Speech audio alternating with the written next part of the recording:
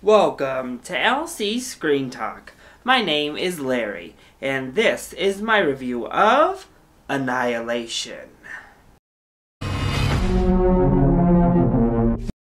This was my fourth most anticipated film for 2018.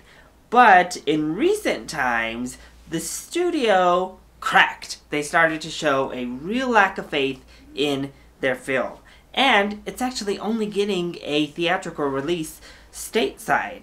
Internationally, they're just sending this straight off to Netflix. So when I heard this announcement, my excitement was shaken just a little bit. I started to get really nervous, especially after watching something like The Cloverfield Paradox. But then the Rotten Tomatoes score came out, and general buzz, once critics started to see the film, was positive, and my faith had been re-stabilized. So, what is the end verdict when it comes to this very strange film and its very strange story leading up to release?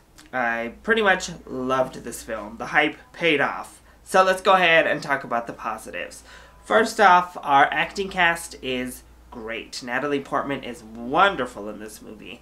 I think she does a great job of just creating a wonderful character. From the sternness to her straightforward mannerisms, she pulls off being an ex-military biologist very well, but also brings a lot of humanity and a lot of complexity in.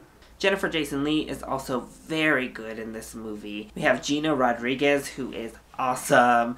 Tessa Thompson is great. Everyone in the film is wonderful. We do have someone like Oscar Isaac, but he's not asked to really do anything, so he's not a negative, but he's also not necessarily a positive either. And talking about the cast and those women, it leads me into my next positive in the fact that we have a cast of 5 women who are biologists or who are doctors or experts in their field heading into the Shimmer. This film is completely anchored by a team of capable, intelligent women, and I think that is fantastic. It passes the Bechdel test with flying colors and then some. And it's a diverse group here. We have Gina Rodriguez, we have Tessa Thompson, and then we have like Natalie Portman, Jennifer Jason Leigh. We have lots of different racial diversity, we have a lesbian on the group. So they check off those boxes, but again, not much attention is actually drawn to any of that, which is wonderful as well. They're just a group of capable women who come from different backgrounds. Also, huge kudos to Alex Garland, because this is a wonderful follow-up to Ex Machina, and he directs a beautiful film. This movie is stunning to look at. All of the visuals are absolutely amazing, and I think the story structure keeps it interesting for the most part.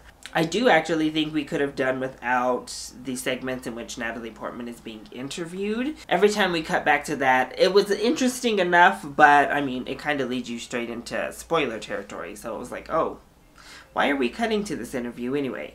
But the rest of the flashback sequences I thought worked very well. The pacing of this film is wonderful.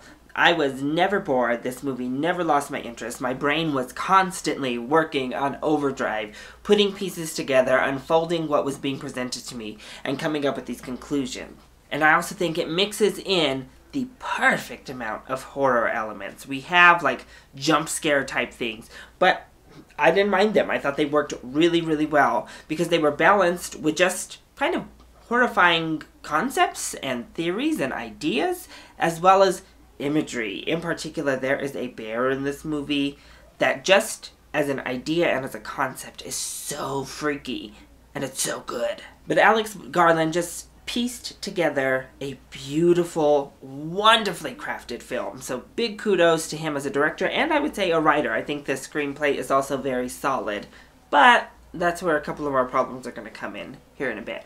And in saying that though, the visual effects and the world building is simply fantastic. From the different flower arrangements to crystal trees to those animals that we saw, the world building once we get into the Shimmer is breathtaking, and it is just a wonder to behold the entire time we are in the Shimmer. And this movie is very smart.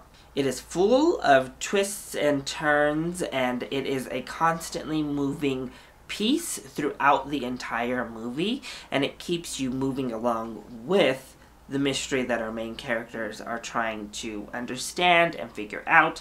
And it unfolds in such a beautiful way in which we're shown what the characters are shown. And like the characters, from there, we have to decipher what it is we're looking at. We have to decipher what it is this shimmer is conveying or doing, or what it's all about. And I thought that worked beautifully. And I thought I was going to actually hate the ending to this film, but it turns out I actually love it. Because in these type of like really intelligent, highbrow sci-fi or horror, a lot of times I think they really fall apart near the end.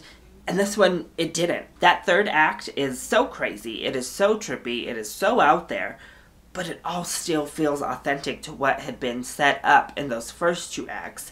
We've just now hit the climax of the story, and I thought it worked beautifully, actually. As for the negatives of the film, the biggest negative for me, I think, probably comes from the book, because I haven't read the book, actually.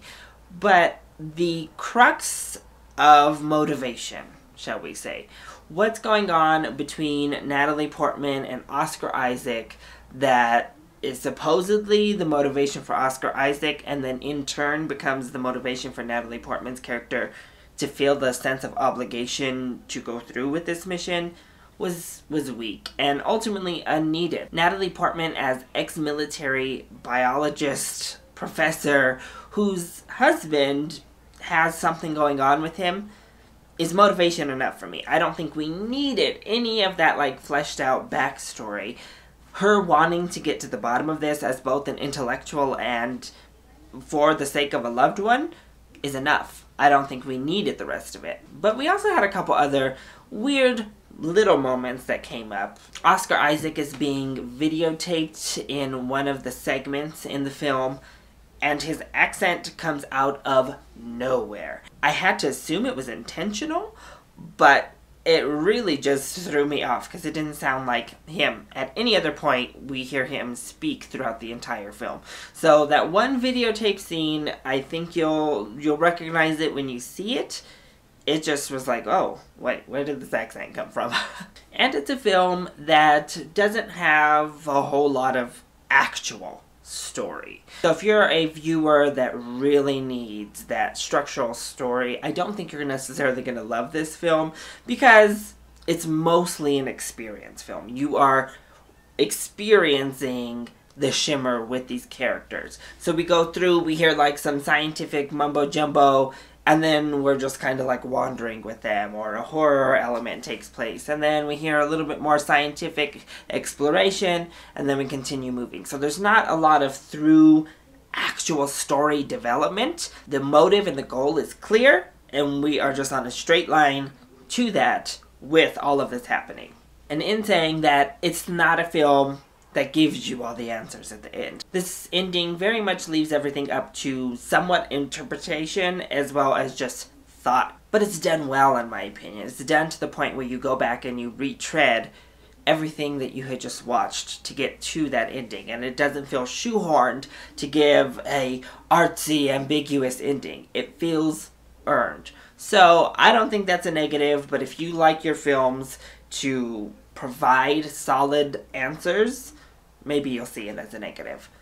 But overall, I thought this was a great movie. This is highbrow sci-fi horror at its finest. It had me gripped from the very first frame all the way through to that very last shot. It is completely immersive in the atmosphere that it creates. It is gorgeous to look at and should definitely be experienced on the big screen if you have the availability to watch it so. And I give this a full price ticket. Having said how much I love it, I can certainly understand why Paramount got really gun shy and decided to just go ahead and put this on Netflix. I don't know that this is going to be a big crowd pleaser. I think especially when they saw something like Mother last year, they got gun shy and decided we don't want to chance it. I think this is a lot stronger than Mother personally, and I think genre fans will really enjoy this film. But if you don't live in the US, there's no risk. So once it hits Netflix, make sure you watch it because it is definitely worth it. So, that is my review of Annihilation. I hope you enjoyed it. If you did, go ahead, click like down below, and subscribe to the channel so you are always up to date on our latest videos. Also, join in on the discussion. Are you excited to see Annihilation? And what is your favorite highbrow sci-fi flick? Let me know either in the comment section down below or hit me up on Twitter. I love you all so much for your support. Mwah! Thank you for watching, and I'll see you next time. Bye!